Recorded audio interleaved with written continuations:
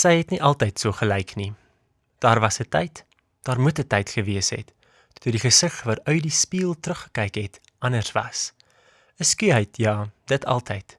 Beduusdheid, vrees.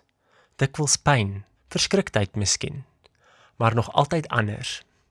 En nie net oor haar hare eens op 'n tyd lank was en glo mooi nie, maar 'n andersheid wat verder strek as die vanselfsprekende, iewers agter die gevlekte en gebarste oppervlak.